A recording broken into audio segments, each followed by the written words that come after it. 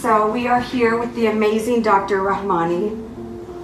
You know what? I'm just going to sit here. I want my voice to be good. No problem. So, Dr. Rahmany, I remember the first day I met you. And what I loved about Dr. Rahmany is that the very first day that I met you, do you remember our meeting? I do. I walked in and I said, "Oh, hi, Dr. Rahmany," and you said, "Don't call me Dr. Rahmany," and you told me your first name. Shiela, that's right. I loved that. I thought you were so humble and just so. I want quality in my magazine, and I meet so many people. But I remember when I met you, I just knew instantly that you were a man of faith. And you were humble. I just love you, and you're very well known in our community for being the doctor to come to if you have you're an internal medicine doctor, but we'll get to that. So my first question is, when did you realize that you wanted to be a physician? How did you become a physician? Oh man, that goes way back actually, when I was really young, and it has to do where I'm from originally. So I'm originally from Afghanistan, so we had to flee our country because of war. And during our escape, I saw a lot of people suffering. So it made me want to help people and help those that are in need. And it drew me into the area of medicine. Oh, wow. Yeah. Sad. So you knew you had a heart of helping others. Why did you choose internal medicine? I chose internal medicine because my uncle is a physician as well, and he was one of those physicians who, in Indiana, would still be doing home visits. Okay. And I used to shadow him, so my interest went towards internal medicine because I wanted to help the elderly, especially the geriatric population. Okay, so you have a heart for elderly. I love that. Absolutely. Tell me something unique about your practice. What is something unique? What is it something that you do for your patients? I already know that you're just so down to earth. I know all of my friends are doctors. Literally, all of my high school friends have become doctors. And, well, most of them, not all. A lot of them have. And so I know that many of them have difficulty with bedside manner.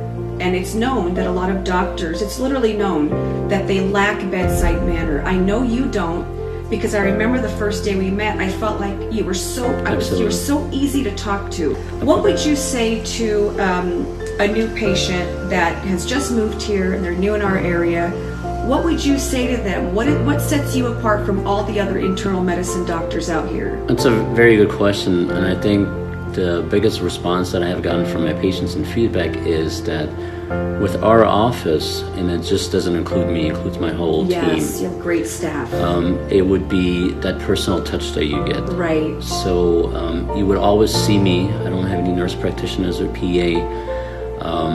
I still consider myself young, so I have the energy to do so. Yeah.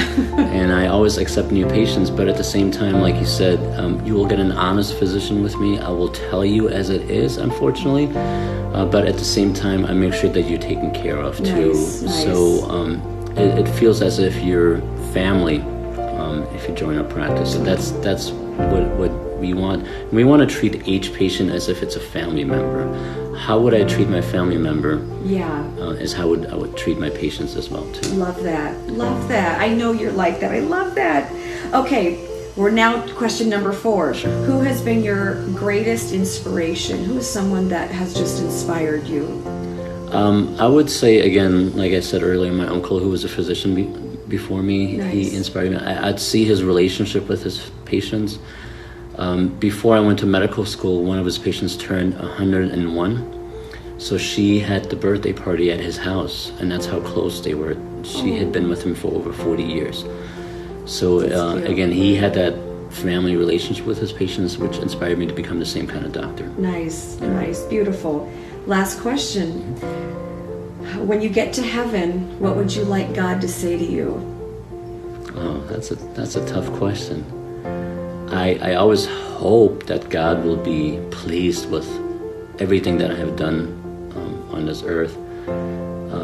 But hopefully He will say, "I'm proud of you." And that would be crying. That would be the best. I love that. That's actually, it's funny that you answered that. I got emotional just now, guys, but to all our followers out there, that is actually the perfect response. I love that you have the confidence that you will be there. I love that.